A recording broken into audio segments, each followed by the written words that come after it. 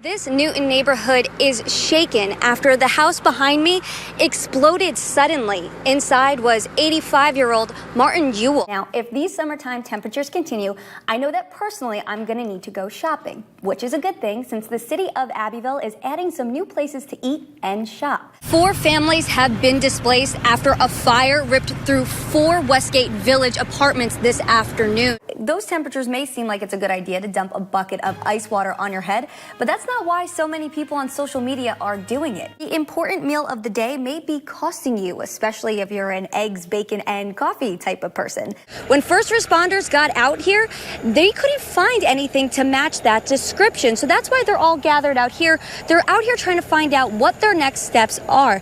A place for Gran may sound like the sweetest place for you to send your loved one. However, thanks to this order, Place for Gran has closed its doors. Tanika White did not want to be on camera, but she will never forget what she saw in the home across the street from her on Thursday morning. Because I saw them actually standing there.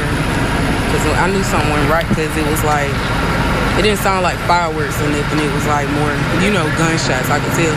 But it wasn't like a big bang, like a big gun. You hear like it was a smaller gun.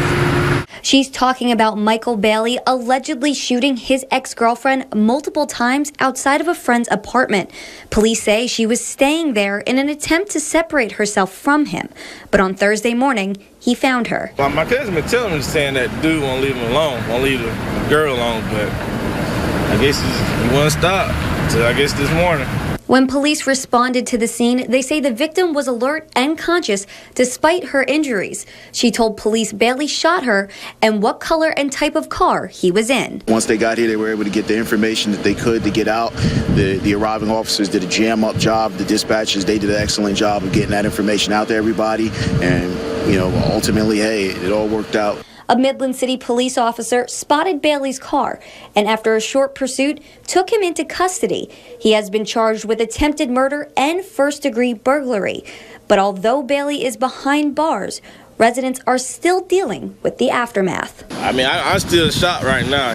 The former Gant mayor has been arrested for the second time this year. This is where some local kids are getting more than just candy. I'm joined by Laura Satchel and a ton of different ghosts and goblins, as you can see. And while the competitors are busy and hard at work, the Tri-State Barbecue Festival is all about having fun.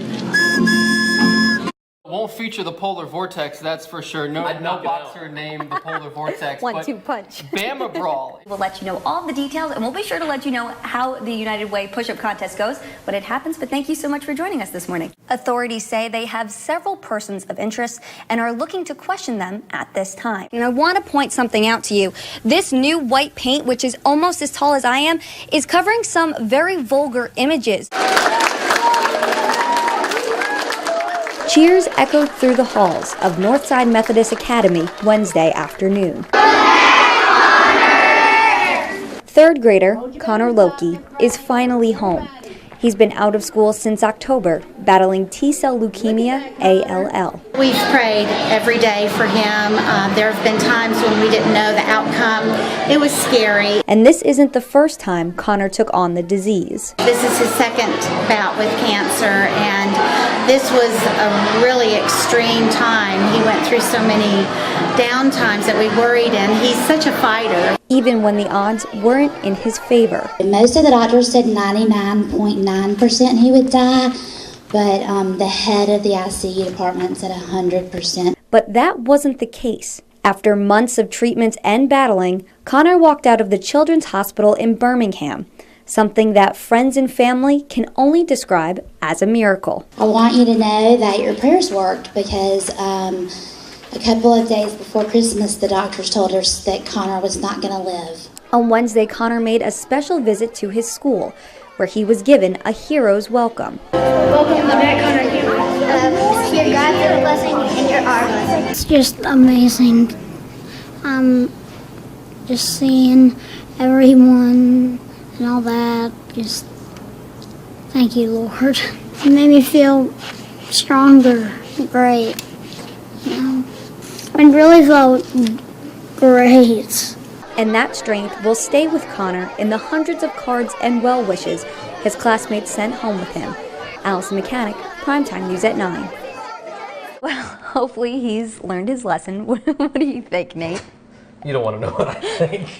You really don't want to know what I think. Fair enough, but I want to know what you think about the weather, so what can you tell us about that? I got here around 9:30, and when I was here, this entire side of the stadium was covered in vulgar images. Now, this police tape is the only thing that shows that vandalism took place here. McDonald's is also now rethinking their breakfast. No, don't rethink breakfast, McDonald's. That's the only thing you do well.